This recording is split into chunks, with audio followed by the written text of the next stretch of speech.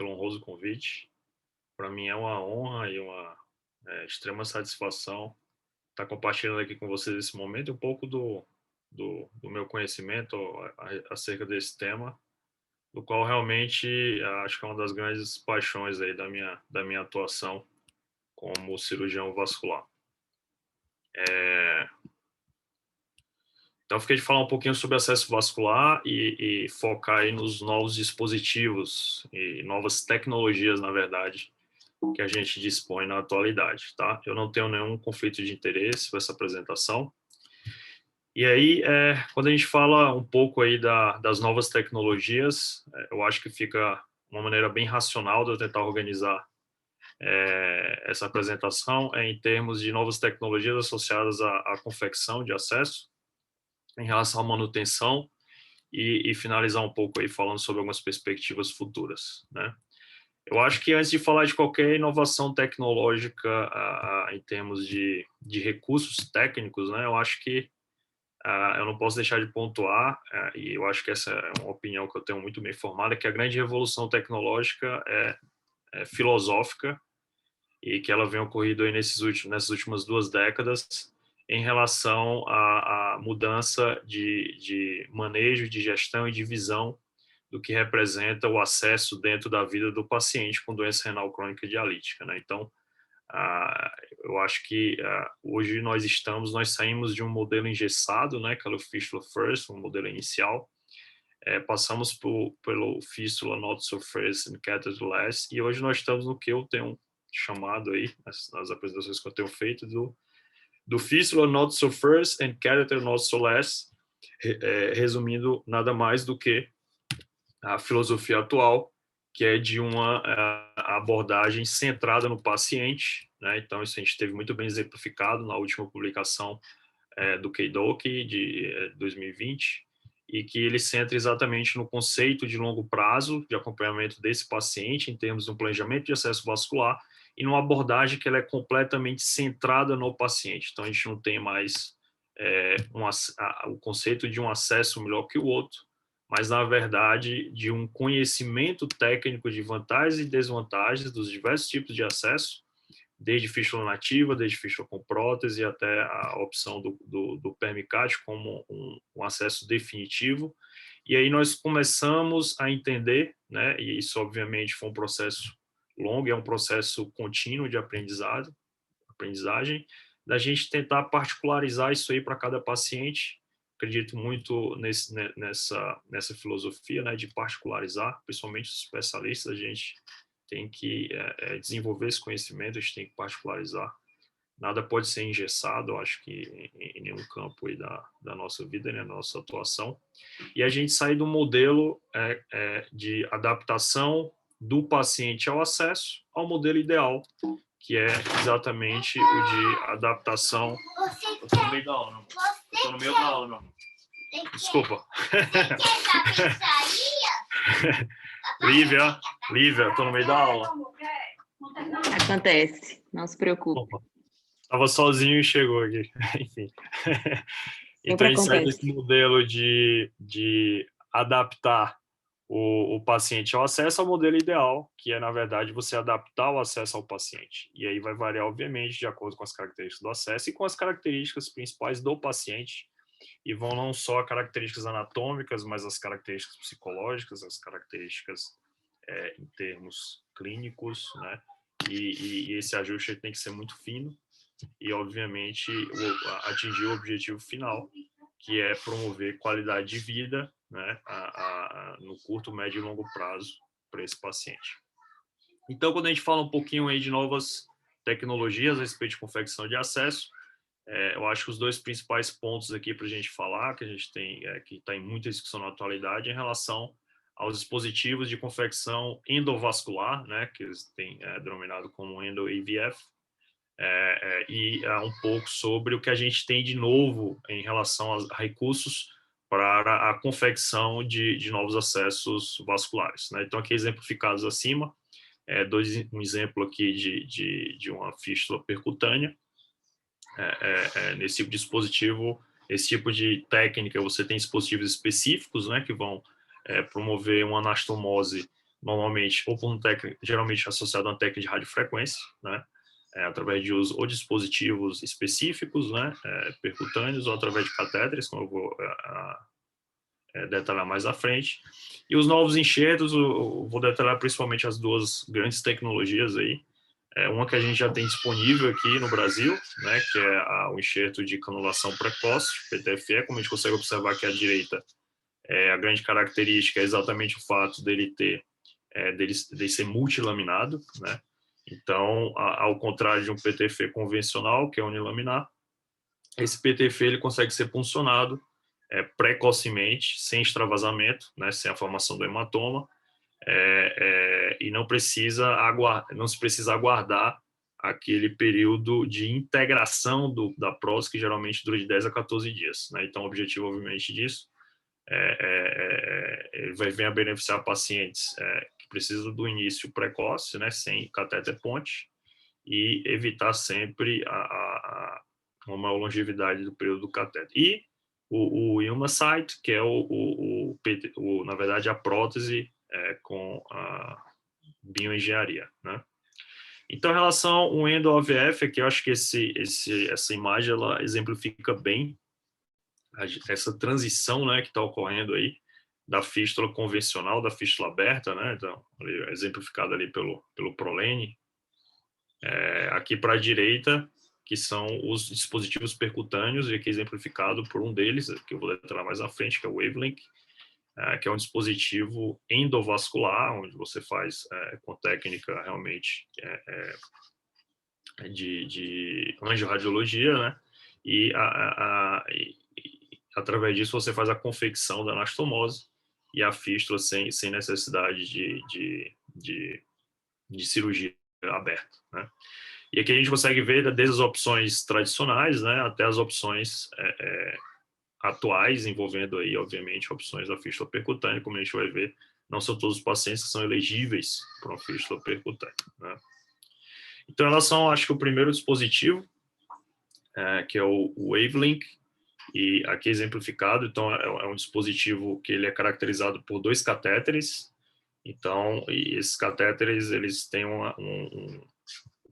marcas radiopacas, você vai fazer realmente a introdução desses catéteres de maneira assimétrica na artéria e na veia, e através de placas magnéticas, eles vão se aproximar, né? E através de radiofrequência vai promover a formação da anastomose arteriovenosa. Então, normalmente isso é feito é preciso ser realizada uma avaliação muito criteriosa, né, em relação ao pool vascular do paciente, tanto em termos arteriais quanto venosos, mas esse paciente precisa de características anatômicas específicas, né, que possam promover a confecção desse acesso. Aqui é melhor exemplificado, você tem esses ímãs, né, entre os 2 catéteres, você tem um catéter venoso e arterial, e esses ímãs, literalmente, eles se atraem durante o procedimento, quando é colocado, aqui exemplificado à direita, né, na imagem da radioscopia, e através da ativação dos catéteres, né, no dispositivo, através da radiofrequência, a formação da anastomose arteriovenosa, como é exemplificado aqui à direita, normalmente entre a artéria e uma veia profunda. E isso aí vai desenvolver, através, obviamente, do regime de hiperfluxo, as veias adjusantes. Esse é outro dispositivo, né, que também tem FDA, a gente ainda não tem nenhum deles disponível no Brasil, que é o Ellipsis. A grande diferença dele é que é um dispositivo bem mais simples, e ele é feito, na verdade, por técnica percutânea guiada por ultrassom. Então, essa já é uma grande diferença, né? Então, você faz guiado por ultrassom, e o dispositivo nada mais você vai fazer a punção da artéria através da veia, né? Então você vai colocar um introdutor na veia, através da perfurante, isso você vai através de uma janela acústica específica, né? Você vai introduzir o dispositivo da veia para a artéria, isso aí tudo é ecoguiado, e como a gente consegue observar aqui, também através de radiofrequência, ele cria uma anastomose entre, normalmente, a perfurante e a artéria braquial, um sistema extremamente interessante, que, como a gente pode ver, o Dr. Mouse na França, ele tem uma característica, ele tem uma experiência gigante com esse dispositivo, mostrando que o dispositivo é feito realmente, geralmente dura de 15 a 20 minutos a confecção do acesso, completamente ecoguiado, né? Aqui à direita, a representação iconográfica aí do procedimento.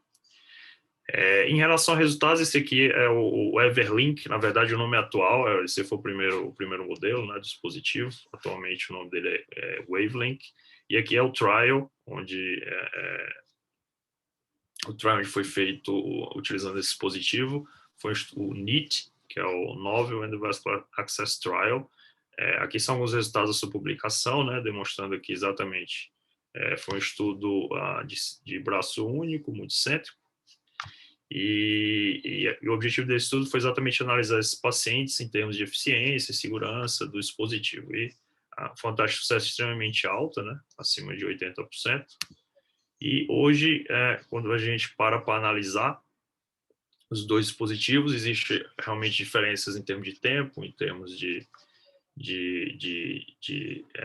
critérios anatômicos para elegibilidade, mas quando a gente observa aqui abaixo, né, nessa tabela, em relação aos resultados, a gente observa que são resultados bastante semelhantes, né, nos dois trials, em relação a não só pervierdade primária, mas como pervierdade cumulativa e a taxa de sucesso no médio e longo prazo.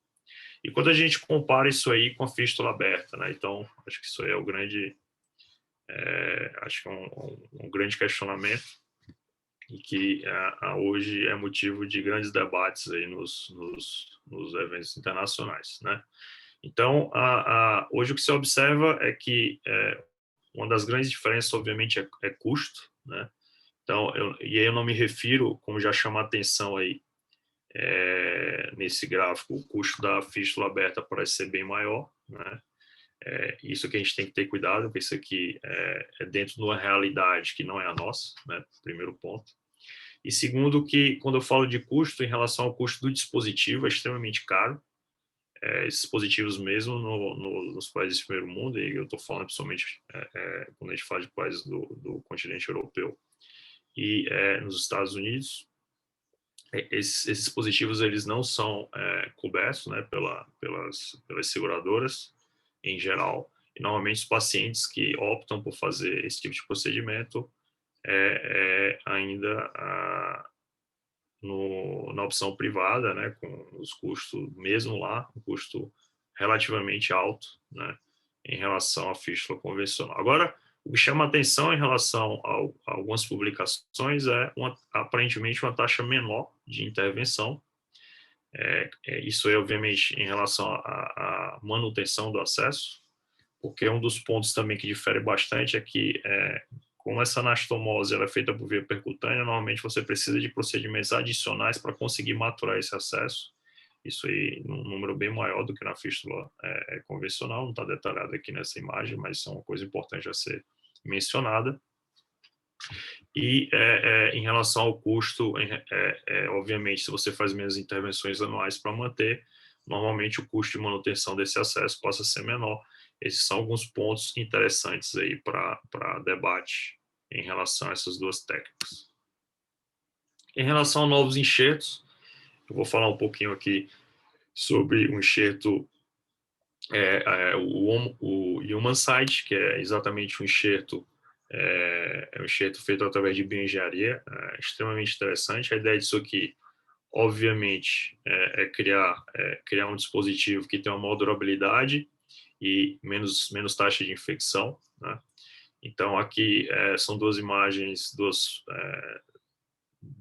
exemplificando um pouco a tecnologia que é utilizada para a formação desse tipo de enxerto. Então, você pega um enxerto base, né, e que ele é acelularizado, e em cima disso, através de cultura de tecido, esse tubo, literalmente, ele passa a ser semeado com células vasculares, né, endoteliais. Então, os potenciais benefícios, obviamente, seriam principalmente menor risco de infecção, e uma ideia aí de uma maior durabilidade desses enxertos, uma vez que a gente sabe que o principal ponto fraco, né, do PTFE convencional, seja qual for, é exatamente ao nível das anastomoses vasculares, especificamente ao nível da anastomose venosa, que é o principal sítio de disfunção mecânica aí no médio e longo prazo, né? E aqui já alguns, aqui essa tabela direita mostrando alguns resultados, né, principalmente é um dispositivo que ainda está em estudo clínico, mas mostrando resultados bastante animadores. Um outro dispositivo que esse aqui a gente já tem disponível no Brasil, né, aquele ainda, como eu expliquei, ainda em fase experimental, que é as próteses de canulação rápida, né, e aqui só exemplificando a que a gente tem, que é o Flixene. E a grande diferença desse PTFE para o PTFE convencional, como eu já expliquei, é o fato de ele ser multilaminar. E normalmente essas lâminas elas apresentam uma porosidade diferente. Geralmente você tem uma lâmina com uma porosidade baixa, que é exatamente para evitar o extravasamento de sangue, né, a formação de hematoma, e geralmente uma lâmina externa com porosidade um pouco maior, que é exatamente para facilitar a rápida integração do túnel, né? Então, só lembrando do ponto de vista de conceito, que ao contrário de fístula nativa, que a gente precisa aguardar um tempo para maturar, teoricamente, qualquer PTFE, uma vez realizado, ele já está maturado, né? Então, ele não vai aumentar de diâmetro. Então, aquilo ali, ele já apresenta fluxo para uma diálise imediata. E o que é que limita a punção? Obviamente, a formação de hematoma, né? Então, esse período que a gente espera de 10 a 14 dias, que às vezes genericamente se fala de maturação, na verdade não é uma maturação, mas na verdade é um período de integração da prótese. Então, é um período onde vai se formar realmente uma bainha no subcutâneo, envolvendo esse PTFE, de forma que se você canular esse dispositivo, o sangramento ele não vai se direcionar para o subcutâneo, né? Ele não vai, literalmente, ele vai se exteriorizar por causa desse isolamento aí do tecido subcutâneo, que a gente denomina genericamente como integração. Então, o dispositivo de canulação rápida, a grande diferença é essa, ele não precisa estar integrado para ser puncionado, exatamente porque ele não vaza, né? Então, após um período muito curto, ele já reduz. Então, esse aqui é uma das primeiras publicações, né, falando um pouquinho sobre os diversos tipos. Isso já existem diversos tipos aí de PTFE de punção rápida no mundo. No Brasil, por enquanto, a gente só tem o Flixene. E aí, comparando aí, a gente observa o CMT seria a taxa média de canulação, né? Então, variando aí de 1 até 7 dias. Flixene ele já é liberado para a punção após 24 horas, né? E taxas de pervierdade primária e secundária bastante semelhantes e o que nos dá uma certa segurança em relação à utilização desse dispositivo. Falando um pouco agora sobre manutenção do acesso, acho que isso aqui é um dos temas mais importantes, né? Acho que o primeiro ponto, quando a gente fala de manutenção de acesso, a gente tem que entender por que o acesso dá problema, né? Então, acesso, a gente nunca pode esquecer desse conceito, né? O acesso vascular, a fístula arteriovenosa, ela é uma doença que a gente cria no paciente para possibilitar o tratamento de outra doença. Então, se uma pessoa nasce com a fístula, ele nasce com a doença vascular, né? Então, na verdade, no paciente dialítico, essa é uma doença provocada, né, pelo cirurgião vascular. E, no longo prazo, o que se desenvolve nesse acesso e que vai gerar disfunção, e isso se desenvolve por diferentes mecanismos, vou mostrar mais para frente, é a hiperplasia neointimal. A hiperplasia neointimal é a lesão fundamental que se desenvolve aí no médio e longo prazo e que vai ser diretamente responsável pela disfunção mecânica desses acessos, né? E aí, quando a gente para tentar entender, né, são uma série de fatores, né, desde fatores hemodinâmicos, o próprio trauma das múltiplas punções, às vezes até a própria manipulação, obviamente a própria manipulação cirúrgica pode estar relacionada com isso, né, e até o próprio tratamento que a gente faz para essas disfunções geram, né, são fatores estimulantes de mais hiperplasia intimal, né? Como a gente consegue observar aqui, à direita aqui no canto superior, a angioplastia lá como uma das causas aí apontadas na patogênese. E aí, quais são as opções, como é que a gente consegue, o que é que a gente tem hoje em termos de conceito, no sentido de solução acerca da abordagem da hiperplasia intimal no acesso de diálise. Então, através de inibição, né, e aí entra o conceito do balão com droga, né. Então, as angioplastias convencionais, elas causavam só o trauma mecânico da abertura da lesão, e isso já vem sendo estudado de uma maneira relativamente recente no acesso de diálise, né. O que se observou é que na doença lateral periférica existia o benefício, né, do uso da droga, e que começou a se utilizar isso aí também no acesso de diálise, e hoje eu acho que é um dos grandes campos aí de estudo, com grandes trabalhos muito cêntricos, já demonstrando resultados também bastante satisfatórios no sentido de melhora de resultados, no sentido de retardar a reestenose, né? E o outro mecanismo principal seria através de barreiras físicas, né? Então, através de utilização de stents com revestimento, né? É o mesmo material da prótese do PTFE, que é o PTFE, né? Então, esse stent ele vem já revestido, ele vem é uma base metálica, né? Com esse tecido que é a base de PTFE. Então, obviamente, o que a gente observa em relação a essas duas opções, são as principais opções que a gente tem na atualidade, é que existem eficácias diferentes em diferentes segmentos do circuito, né? A gente sabe que, a depender do tipo de fístula, essa ocorrência da hiperplasia ela se dá em locais diferentes, né? E que, obviamente, o resultado em termos de pervierdade primária, secundária e taxa de reintervenção, que é o que interessa para a gente, são diferentes, né? E aí, obviamente, ainda tem muita coisa para ser publicada em relação a isso, mas cabe a quem lida com isso no dia a dia entender quais são as melhores opções para tratar cada local, né? Em relação à inibição, as grandes vantagens é que você não deixa nada para trás, né? Você pode utilizar nas zonas de canulação e tem custo um pouco menor, né? Agora, obviamente, quando você analisa áreas de compressão, né? Quando você não consegue abrir essa lesão, obviamente eles não vão ser efetivos. E aí entra o grande papel da barreira física. Então, você consegue usar em zonas de compressão, você consegue isolar pseudoneurisma, porque isso aqui funciona com uma prótese revestida, né? É a principal opção quando você tem rupturas, né, durante o balonamento. Pelo fato de ser revestido, isso isola o sangramento, né? Faz uma técnica hemostática por endovascular. E o grande ponto fraco aí realmente são custos altos e risco de infecção. E aí, principalmente, quando você utiliza em segmentos como segmento de canulação, então, é um local que deve ser evitado, né? Então, quanto mais exposto o material, mais risco de infecção. Então, a gente tem, na verdade, um grande arsenal, né? Que vai desde os dispositivos, uma vez que esse acesso é encaminhado para você com trombose, os dispositivos que você utiliza para fazer a trombectomia.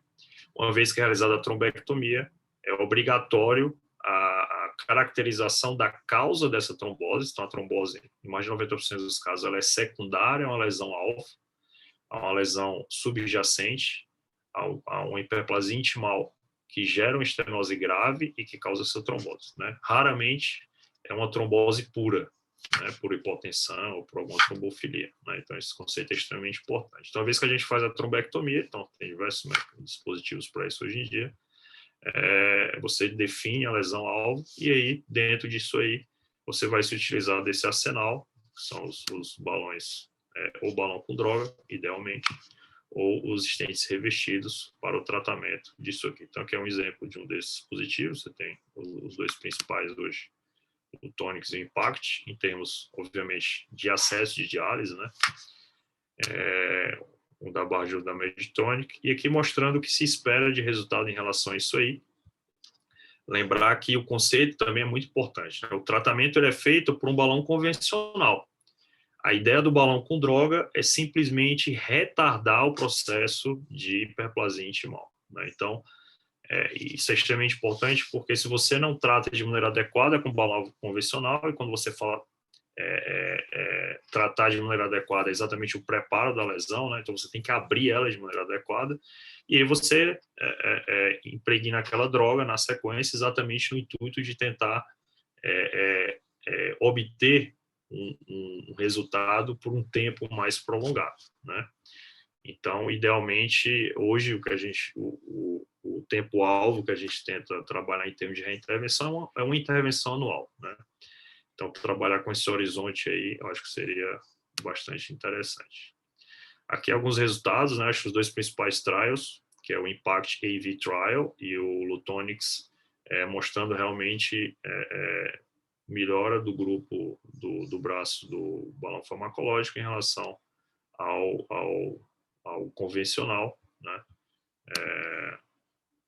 E aqui alguns resultados, aqui é uma tabela, eu peço até desculpa pela imagem um pouco poluída, mas são vários estudos em relação ao uso do stent revestido. O principal nível de evidência que a gente tem da utilização dele é na estenose venosa do PTFE, mas a gente tem um nível de evidência cada vez mais crescente com a utilização em outros territórios, como swing point de basílica, arco venoso cefálico, entre outras localidades, e restenose intrastente, né? Mas o que a gente consegue observar aqui embaixo, de uma maneira bem semelhante, são resultados tanto em curto, médio e longo prazo, que quando comparado com a angioplastia convencional, né, o uso do stent revestido, principalmente nessas situações, ele é bastante superior, né? E eu queria finalizar aqui falando um pouquinho sobre dispositivos, alguns recursos tecnológicos que a gente tem hoje para lidar com os pacientes que, genericamente, as pessoas comentam como falência de acesso, né? Esse é um termo que a gente tem utilizado cada vez menos, mas o termo mais adequado que seria o acesso vascular complexo, né? Um deles aqui é o Hero Graft, né? Então, lembrando que o conceito do Hero é como se fosse realmente uma solução híbrida de uma bainha que funcionaria como se fosse um permicate, né, totalmente implantável, e um segmento de inflow, né, que é um PTFE convencional, e você conecta essas duas coisas aí, esses dois dispositivos, né, no sentido de promover um grande acesso, um acesso longo, que vai desde a artéria e bypassa toda a região de oclusão central, né? Então, na verdade, o HERO, o racional técnico vascular, é você fazer um bypass derivativo, né, em relação àqueles pacientes que têm oclusões venosas centrais muito extensas, né? Então, obviamente, é um paciente que, se você tentar fazer um acesso no braço, ele tem uma grande chance de desenvolver uma síndrome hipertensiva grave e provavelmente não conseguir utilizar aquele acesso, né? Então, ele surge como uma solução para isso, para esses pacientes que têm obstruções longas, que não são factíveis de resolução por via endovascular, com angioplastia, e que ficam dependentes de catéter de diálise. Então, a ideia do dispositivo é exatamente você tratar esses pacientes através de um dispositivo vascular, totalmente implantável, com menos risco de infecção, né? Então, aqui só mostrando como é que ele funciona, né? Ele tem basicamente dois componentes. Esse componente venoso, que é o outflow, esse que você coloca ao nível do átrio, e o componente arterial, que é um PTFE. E os dois, como a gente consegue observar aqui, eles se conectam, né? Formando um grande circuito, né? A gente teve o privilégio e a oportunidade de realizar o primeiro implante da metade superior do país, já foi há 3 anos, né? Inclusive, essa paciente, esse Hero durou 2 anos e meio, a gente já implantou um novo dispositivo no outro braço, né? É um paciente que, aqui mostrando mais ou menos como é que funciona, né? Então, acesso arterial, PTFE, aqui é uma região de conexão dos dois componentes, arterial e venoso, aqui é o pós-operatório imediato, né? E a punção ali 14 dias após. É uma paciente que já estava dependente de catéter há uns 2 anos, quando ela chegou para avaliação, né? E um outro dispositivo bastante interessante, mas que, infelizmente, muito provavelmente a gente não vai ter disponível tão cedo aqui no Brasil, que é o Surfacer, que, na verdade, ele é um dispositivo exatamente para pacientes que têm o eixo ilíaco-femoral livre, mais tromboses extensas do sistema venoso profundo torácico, né? Então, aquele paciente que às vezes você não consegue acesso, por exemplo, a colocar um HERO. E qual é o racional desse dispositivo? Por que o Surface? Então, ele utiliza uma técnica que é o que se chama de inside out, né? Então, você vai vir por dentro do vaso, do eixo venoso profundo, e ele tem um estilete, e ele literalmente fura do vaso para a pele, né? Então, ele cria um caminho de dentro para fora, por isso o inside out, né? E aí, através de você vai passar o fio e você consegue inverter o sistema de fora para dentro, e com isso aí você pode botar um catéter, um permicástico, qualquer coisa do tipo, né? Então, aqui mostrando mais ou menos a direita aqui como é que ele funciona, né? Que é um catéter, você bota um marcador radiopaco na pele do paciente, isso aí serve para você ver a angulação para onde esse estilete ele vai ser colocado. E aqui uma foto, a gente teve o privilégio de acompanhar o último caso, isso aqui já foi até publicado, o trial, que é o SAVE US Trial, com resultados realmente impressionantes, pacientes com oclusão completa de todos os troncos, e uma média aí de tempo de recanalização de 15, 20 minutos, né, com a taxa de complicação pífia, né. Foram 30 pacientes, e aqui a gente teve a oportunidade de acompanhar o 29º, se não estou enganado, e aqui um dos os pesquisadores à frente é o Dick Henschel, que é inclusive do serviço de nefrointervenção de Harvard. Aqui eu coloquei um vídeo só para exemplificar um pouco, acho que fica às vezes um pouco complicado explicar como é que isso funciona, mas só para vocês entenderem. It's a novel approach to gaining venous. Tirar o áudio aqui, eu vou aplicando um pouco mais para frente. Então, você, através de um acesso profundo, agora o grande limitador do uso desse dispositivo é exatamente que o eixo ilíaco femoral tem que estar pével, né? Porque ele é um dispositivo bem rígido. E aí, através do marcador radiopaco, você vai avançar esse dispositivo por via extravascular, e o substrato anatômico que justifica isso é que normalmente os vasos, às vezes, são anteriores, né? Então você não tem, você tem pouco risco de lesões maiores, tá? E aí, exatamente isso, você vai utilizar o estilete e vai criar um trajeto de dentro para fora, e uma vez que você passa o fio guia, você consegue inverter o sistema e obter o acesso 4, né? Que é o grande limitador, na maioria das vezes, para a obtenção do acesso nesses pacientes com oclusão de todos os troncos. Acho que os principais pontos aí, acho que a gente tem muita coisa começou nova. 7 horas, esqueci. Acho que tem muita coisa nova chegando, né?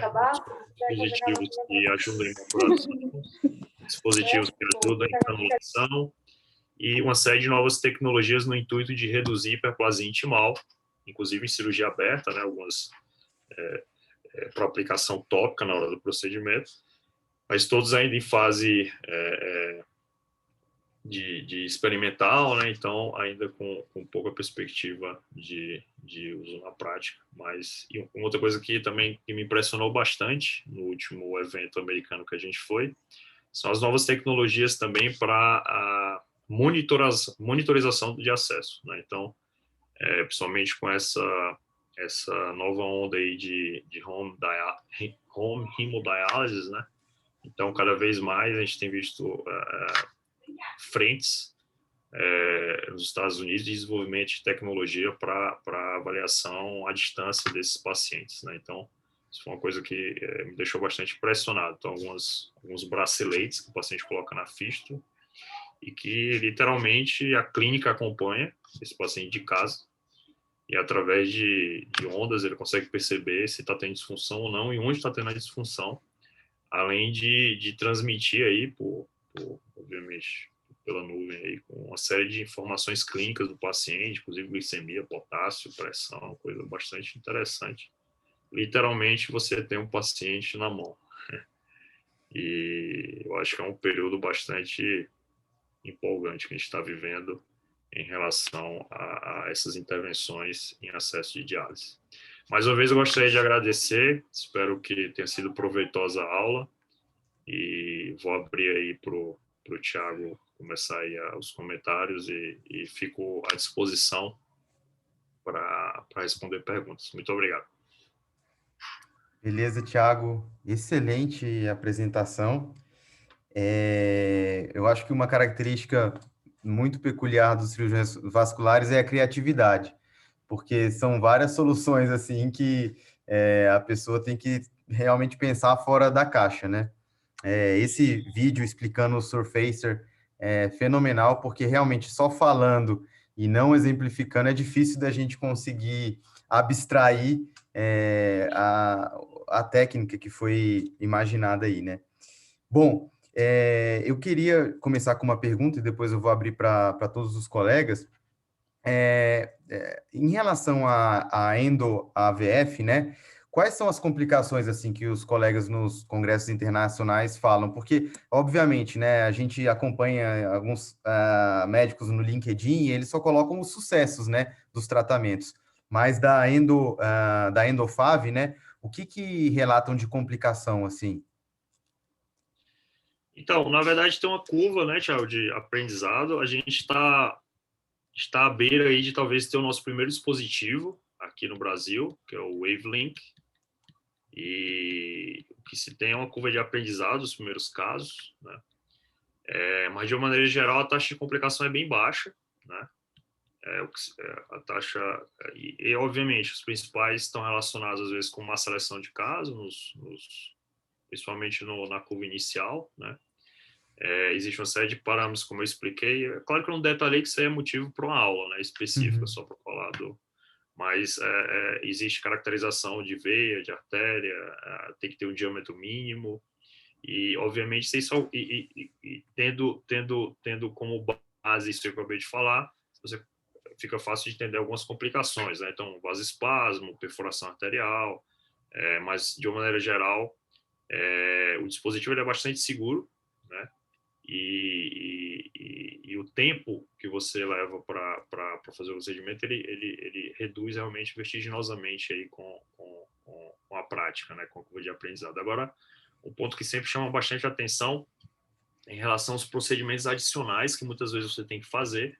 Então, como você observou ali, às vezes você faz uma comunicação pura, né? Então, é claro que na hora da cirurgia, se você observa ali já alguma veia que possa estar roubando e que, obviamente, ela não vai ter nenhum impacto em termos de área de canulação, você normalmente já liga aquilo ali, né, na hora do procedimento cirúrgico. Então, você já desconecta e a ideia é você já direcionar o fluxo, principalmente para a veia, para aquela veia que você vai utilizar como principal sítio de canulação. Esse é o racional, né? Então, obviamente que na endo-AVF você não tem como fazer isso de maneira inicial. Você faz aquilo, você faz a anastomose por via percutânea, espera aquilo ali desenvolver.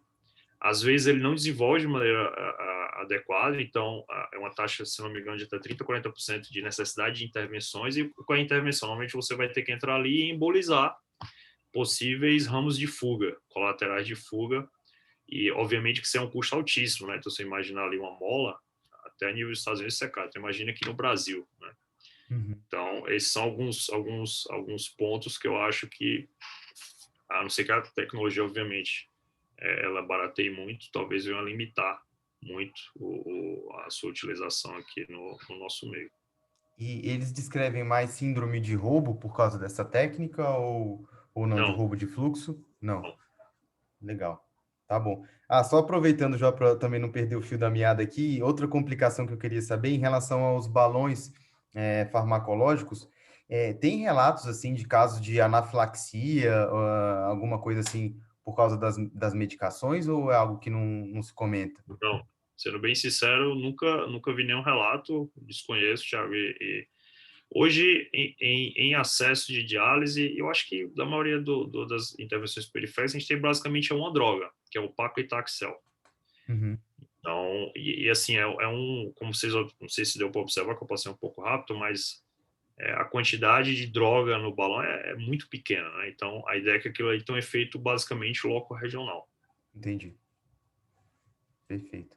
Bom, gente, deixa eu olhar aqui agora o chat. Ainda as pessoas estão elogiando, obviamente, foi muito boa. A gente teve uns picos aqui de 60 participantes, o que é raríssimo, viu, Thiago? Então, a sua aula foi muito bem prestigiada. E eu queria que os Agradeço, né, a colegas presença de todos.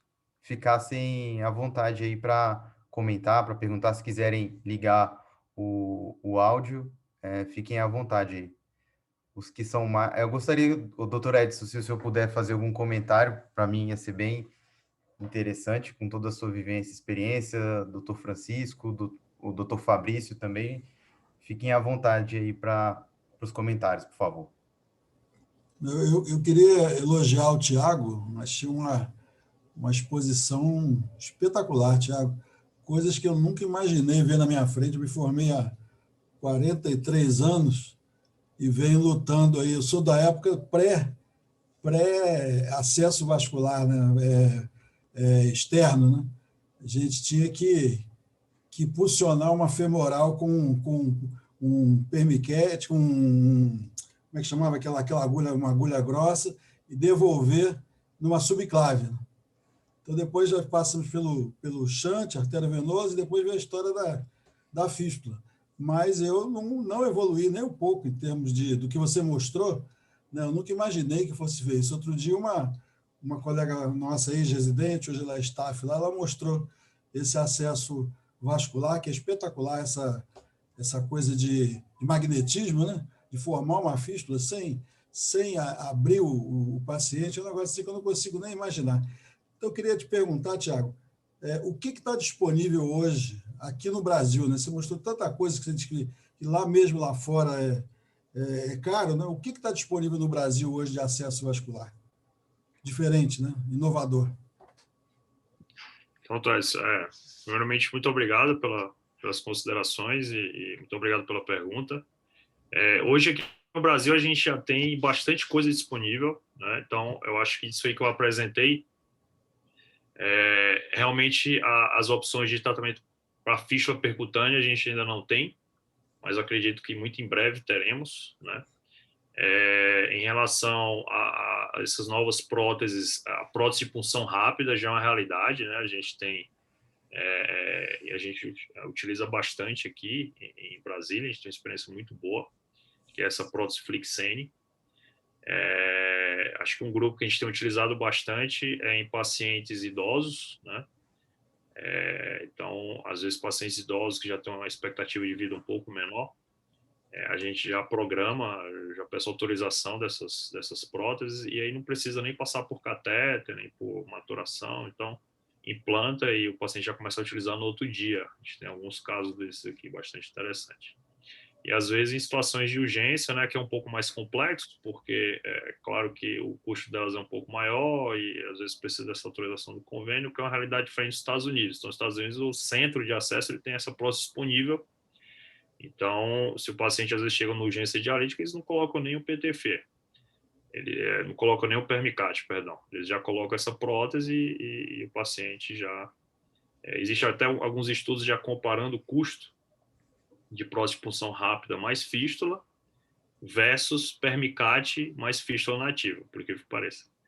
E mostrando que esse curto período, às vezes, de Permicat, qualquer taxa de infecção nos Estados Unidos é considerada uma catástrofe.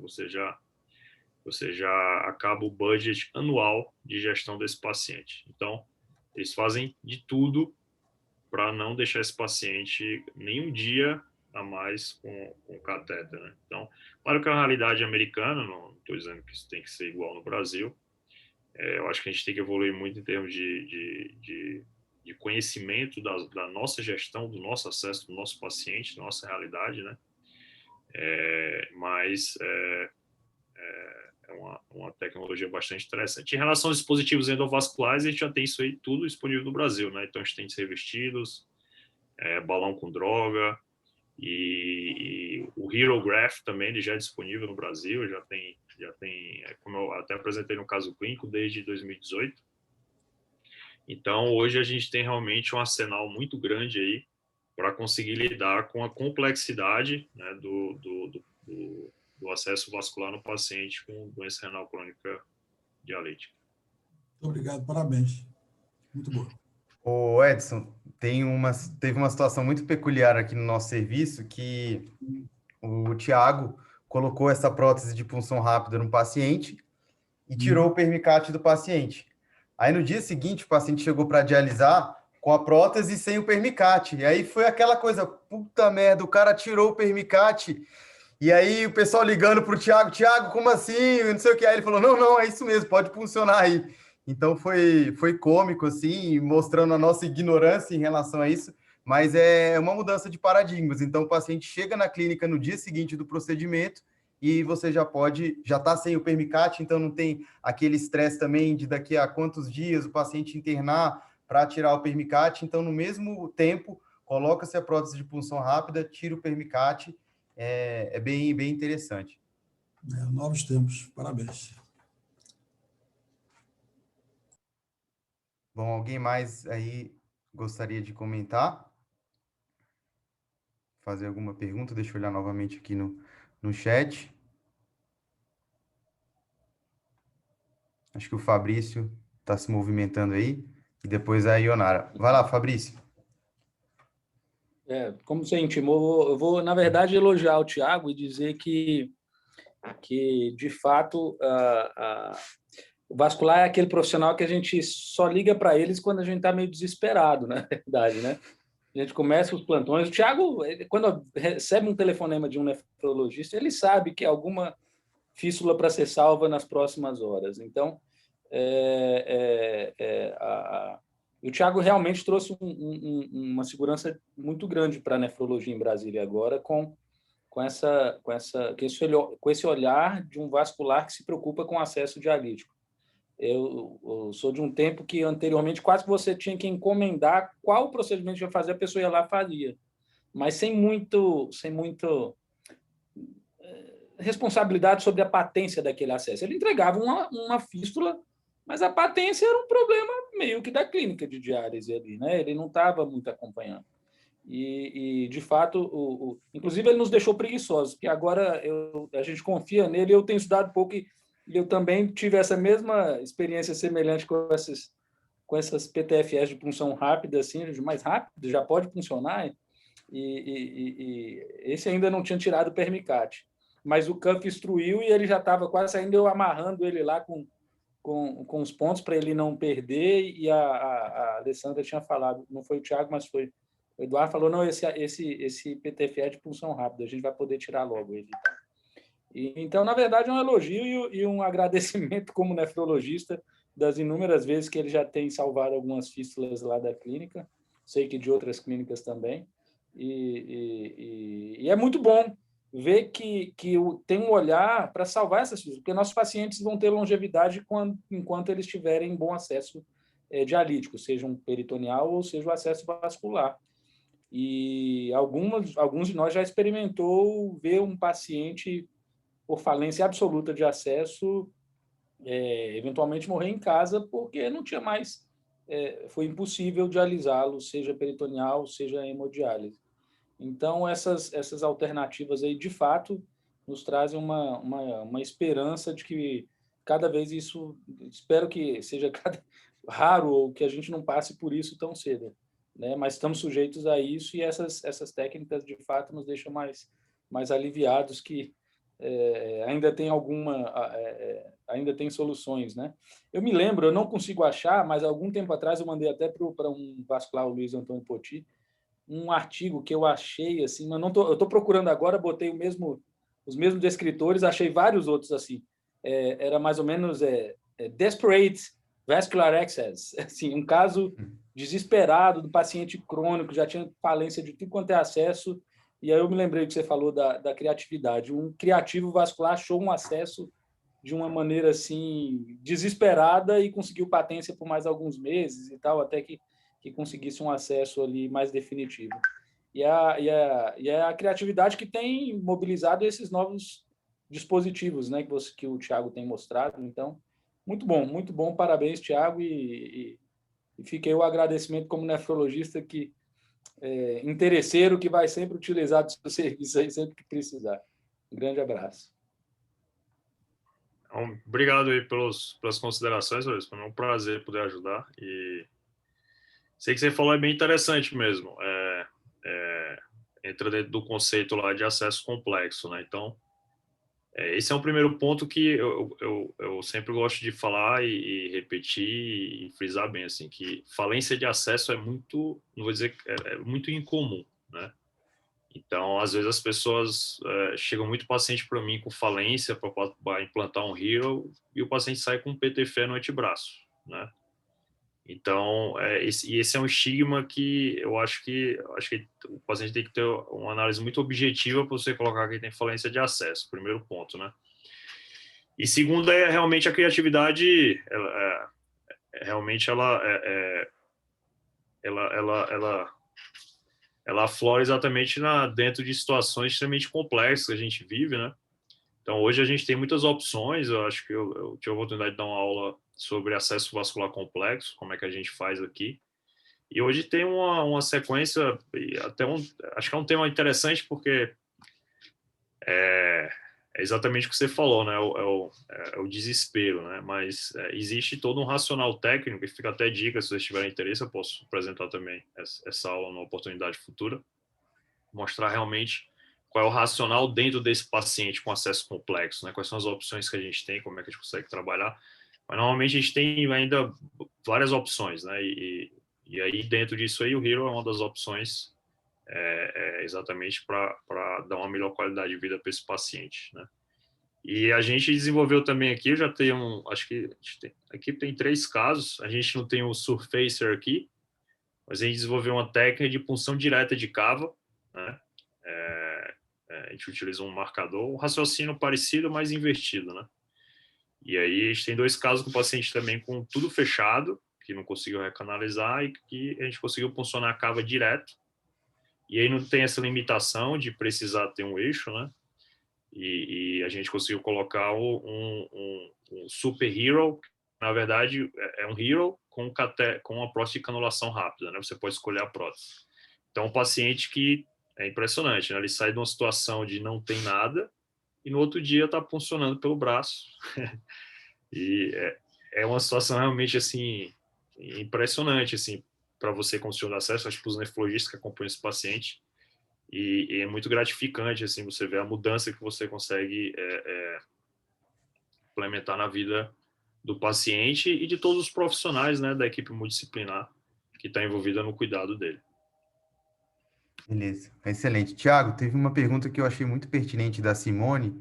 Ela elogiou a apresentação e ela perguntou desses dispositivos o que existe para pediatria. E eu até emendo uma outra dúvida. Por exemplo, os balões têm autorização para utilização em pacientes pediátricos pela droga e tudo? O que se tem assim na pediatria? Pergunta super interessante. Na verdade, em pediátrica não tem nada. Então, todos os trials com balão farmacológico acima de 18 anos, né? Mas realmente a gente tem...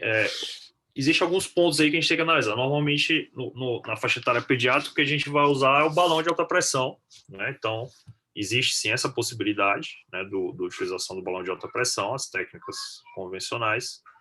O uso do stent, obviamente, numa faixa etária muito precoce, totalmente contraindicado, né? Porque a criança vai crescer e, obviamente, vai ter uma desproporção do dispositivo com o crescimento do paciente, né? Então, normalmente, do ponto de vista de intervenção, é mais a utilização realmente de balão, né? O balão convencional. E em relação às outras técnicas, catéteres, enfim, se realmente houver a indicação, é factível, sim, né? Legal. Bom, alguma outra pergunta aí, gente? Podem ficar à vontade. A Ionara, ela tinha levantado a mão. Não sei se ela já teve a dúvida dela explicada. A Simone agradeceu aí, Thiago, essa explicação pediátrica.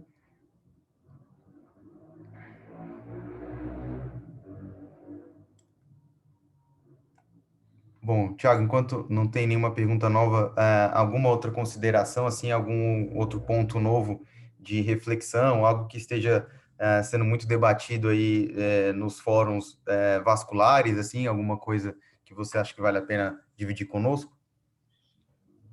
Bem, queria primeiro citar uma colega cirurgiã de acesso, na verdade ela é carioca, mas mora em Fortaleza aí há acho que mais de 2 décadas, e literalmente dedicou a vida a acesso de diálise, doutora Vânia. Ela fala um negócio que eu acho que é extremamente pertinente, né? E que o Fabrício falou algo bem parecido com o que ela fala, então por isso que eu queria colocar aqui que o renal crônico, ele vive o tempo dos seus acessos, né?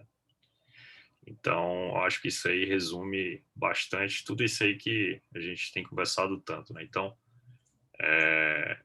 o paciente, ele tem que ter um planejamento muito adequado, né, para alguém que entenda realmente os prós e contras de cada acesso, do que aquilo ali vai impactar em termos de qualidade de vida, em termos de cuidados. Obviamente, isso inclui, é extremamente complexo, né? Mas eu acho que essa ideia de que você tem que preservar os acessos, ela é extremamente importante, né? E realmente colocar isso em prática que é um grande desafio, né? Então, você conseguir criar essa... Eu acho que o grande desafio do paciente renal crônico, e eu acho que a grande qualidade também, é exatamente a multidisciplinaridade, né? São várias pontas, né? Então, se você não consegue realmente juntar tudo isso aí, esse é o grande desafio, né? Se você não consegue juntar isso aí de maneira adequada,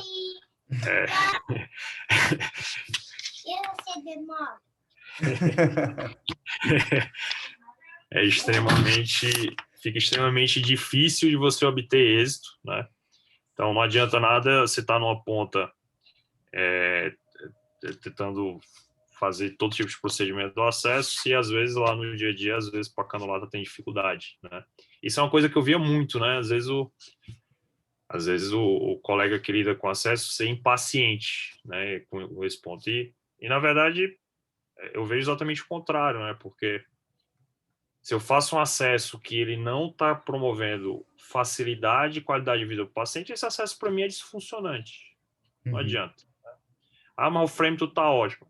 Se a zona de canulação não tá pequena, é um acesso que não presta, né? Então, um acesso para estar legal, ele tem que estar, o paciente tem que estar feliz, o nefrologista, a equipe tem que estar feliz, o enfermeiro que está funcionando. Então, a equipe como um todo, ela tem que estar satisfeita e empenhada, né, em manter aquele acesso daquele jeito. Então, é a minha maneira de ver isso aí.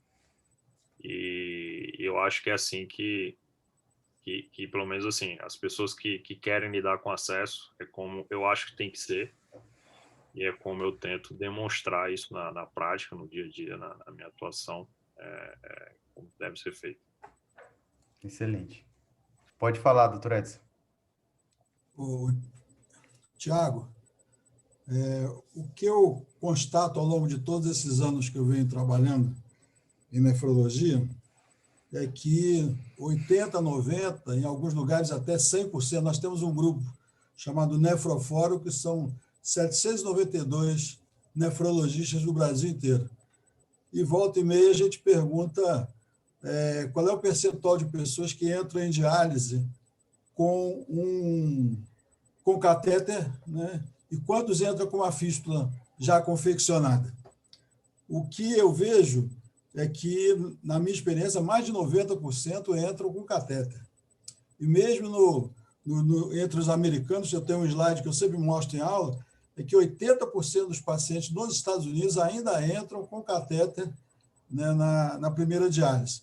Infelizmente, o censo da Sociedade Brasileira de Nefrologia não faz essa pergunta, que a pergunta é simples, é você perguntar, não adianta ir no centro de diálise e constatar que naquele momento tem 30% de catéteres. A pergunta tem que ser feita, qual foi o seu primeiro acesso? Né? E a resposta invariavelmente é um catéter.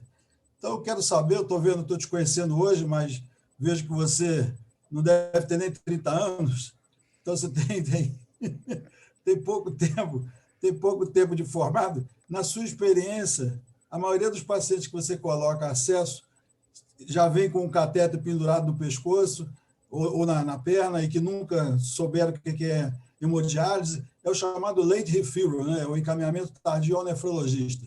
Fala um pouco sobre isso aí, a tua experiência, por favor. Muito obrigado aí por ter reduzido 10 anos da minha idade, doutor. Sempre uma satisfação.